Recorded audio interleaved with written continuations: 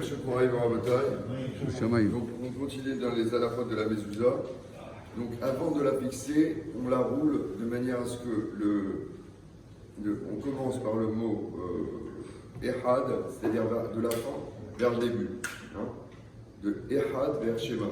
Généralement, quand on les achète, elles sont déjà roulées, mais pour que vous le sachiez, donc de la fin vers le début. Donc Shema Israël nous a donné Ehad, de Ehad vers Shema, on la roule, on la met dans un parchemin hermétique, dans un cellophane hermétique, dans un boîtier, et puis quand on la fixe, on fait la bracha, Baruch ata Hashem, Hashem Kedeshem, l'Ikvoar Mezouza, c'est-à-dire qu'il nous a, béni sois-tu Hashem, qui nous a sanctifié par tes commandements et nous a ordonné de fixer la Mezouza.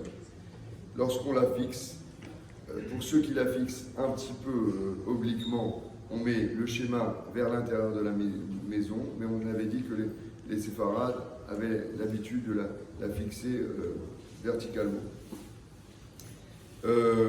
Il faut bien la fixer, il faut la fixer avec des clous ou avec quelque chose qui soit costaud, sinon on n'appelle pas ça fixé, on appelle suspendu, et quand on appelle ça suspendu, c'est pas conforme à la halakha, donc il faut vraiment la fixer d'une manière la plus adéquate possible, et le mieux c'est effectivement avec des clous ou des vis des deux côtés.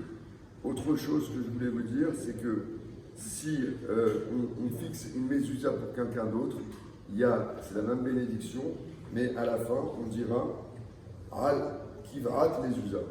Vous la fixez pour quelqu'un d'autre. Il y a une spécificité qu'on ne connaît pas toujours et que j'ai appris également avec vous aujourd'hui. Et d'un autre côté, si une mezouza tombe d'elle-même, bien évidemment, on est censé la récupérer et la remplacer. Plusieurs avis nous demandent de refaire la bénédiction. Alors, il y a un marloquette, mais voilà, on a sur qui se fonder pour refaire la bénédiction.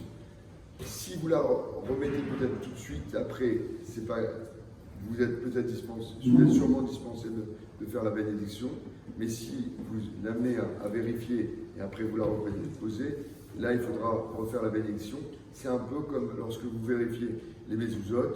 Si vous avez la compétence de la vérifier, donc vous la sortez, vous la vérifiez, vous la remettez, il n'y a pas besoin de mezouza. Maintenant, si vous devez l'amener et que du temps est passé, effectivement, il faudra refaire la mezouza.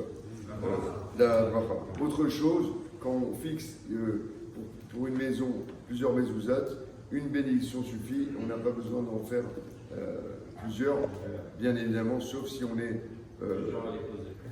interrompu dans la pause.